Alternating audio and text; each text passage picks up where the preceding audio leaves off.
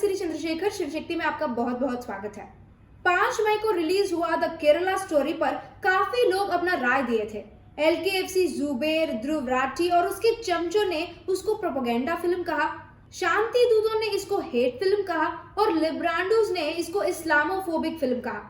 पर ये सब दिल से जानते हैं कि लव जिहाद और इस फिल्म में जो भी दिखाया गया था वो कोई काल्पनिक चीज नहीं है, बल्कि एकदम सच है। बस अपने अपने जेब भरने के लिए ऐसे निकम्मे देश और धर्म को बेच देते हैं। आज हम इस वीडियो में गहरा एनालिसिस करेंगे कि इस फिल्म में जो कुछ भी दिखाया गया था उसमें से कितना सच है और कितना झूठ। तो सबसे पहले हम इस फिल्म का प्लॉट के बारे में बात करेंगे। शालिनी उन्नीकृष्णन एक सीधी सादी मासूम सी हिंदू लड़की जो एक नर्स बनना चाहती थी कि वो कैसे चरमपंथी लोगों की बातों में आकर इस्लाम में परिवर्तित हो जाती हैं और कैसे आतंकी संगठन से जुड़ जाती हैं और अपनी बाकी की जिंदगी अफगानिस्तान के जेल में बिता रही हैं। तो इस प्लॉट में कितना सच है? सितंबर 2021 में द प्रिंट ने एक आर्टिकल पब्लिश किया था अबाउट निमिषा कुमार, जो कि केरला से है। वे कासरगोड में पढ़ने गई थी और अपनी डिग्री खत्म करने से 3 महीने पहले जिहादियों के बातों में आकर इस्लाम कबूल करके सीरिया चली गई थी, जो कुछ साल पहले तक अफगानिस्तान की जेल में थी।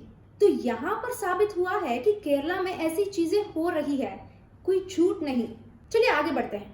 इस फिल्म में दिखाया है कि हिंदू और क्रिश्चियन लड़कियों को प्यार में फंसाकर इस्लाम में कन्वर्ट किया जा रहा है। 2020 और 21 के बीच केरला का सीरियो मलबार चर्च अधिकारियों ने लव जिहाद की वजह से बढ़ती तनाव के बारे में एक स्टेटमेंट पब्लिश किए हैं। अब बात करेंगे हिंदू लड़कियों के बारे में। जैसे उस फिल्म में दिखाया गया कि हॉस्टल में एक जिहादन कैसे अपने तीनों रूममेट्स का धर्म परिवर्तन कराकर उन्हें सीरिया भेजना चाहती थी, ठीक वैसे ही 2017 में केरला से एक इंसिडेंट बाहर आया जब अखिला नाम की एक लड़की अपना धर्म परिवर्तन करके हदिया बन गई थी। वो असल में एक डॉक्टर बनने के लिए सलेम आई थी और फसीना और जसीना इन दोनों बहनों के साथ वहां एक घर में रहती थी। फिर एक दिन अखिला अलियास हदिया के पिता कोर्ट में केस किए कि उनकी बेटी लापता है और इन दोनों फसीना और जसीना के पिता अबू बकर को अपनी बेटी अखिला को ले जाने का आरोप किए थे। फिर अखिला जो हदिया बन गई थी वो कोर्ट में आकर कहती है कि उसके साथ कोई फोर्स्ड कन्वर्शन नहीं हुआ और वे पिछले 3 सालों से इस्लाम को मान रही हैं। ठीक उस फिल्म की तरह अखिला भी मलप्पुरम में फसीना और जसीना के साथ रहते हुए एक कोर्स लेती हैं। फिर सत्य सरनी वालों से कांटेक्ट करती हैं, जो कि एक इस्लामिक एजुकेशनल और कन्वर्शनल सेंटर है। फिर यह संगठन वाले अखिला अलियास हदिया को सैनबा से मिलवाते हैं, जो कि वो PFI popular front of India का मेंबर है और वो उसी के साथ रहने लगी। कुछ महीने बाद फिर से हदिया का पिता कोर्ट में केस किए कि उनकी बेटी को किसी मुसलमान लड़के के साथ शादी कराने की साजिश रचाई जा रही है और साथ ही साथ उसको सीरिया भेजने की तैयारी भी की जा रही है। फिर कोर्ट ने जवाब दिया कि कुछ दिन के लिए हदिया एर्नाकुलम में एक हॉस्टल में रहेगी और अपना पढ़ाई भी पूरी करेगी। पर एक दिन हदिया बिना किसी को बताए सैनबा के घर में शफिन जहां से निकाह करती हैं। फिर कोर्ट पुलिस वालों से शफिन के बारे में पूछताछ किए तो पता चलता है कि शफिन SDPI यानी PFI का दूसरा आतंकी संगठन जो देश में बैन किया गया था उससे संबंध रखता है। 24 मई 2017 में केरला हाई कोर्ट ने अपना जजमेंट में कहा कि शफिन सिर्फ हदिया से शादी करने के लिए भेजा गया था और अखिला का धर्म परिवर्तन करने के पीछे एक ऑर्गेनाइज्ड रैकेट था।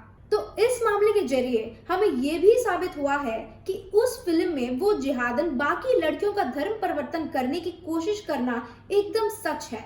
ऐसी चीजें हो रही हैं और हम सब जानते हैं निमिषा कुमार अलियास फातिमा बा जो अपने पति के साथ सीरिया भाग गई थी, उसी कहानी को इस फिल्म में शालिनी उन्नीकृष्णन का कहानी बताया था। इसके अलावा उस फिल्म में काफिरों के प्रति जो भी नफरत दिखाया गया था, क्या सच में वो चीजें नहीं हो रहा है? क्या सच में कुरान में काफिरों के प्रति नफरत भरी वाक्य नहीं है?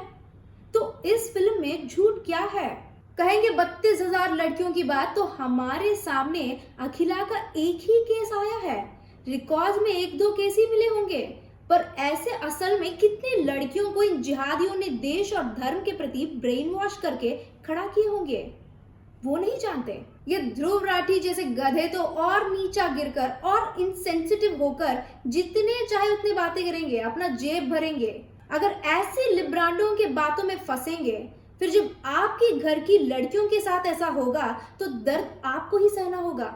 इसीलिए इस प्रोपेगेंडा फिल्म नहीं, कुछ तथ्यों को हमारे सामने लाने वाला द केरला स्टोरी को अपने बेटियों को दिखाएं और उन्हें सावधान रहने कहें।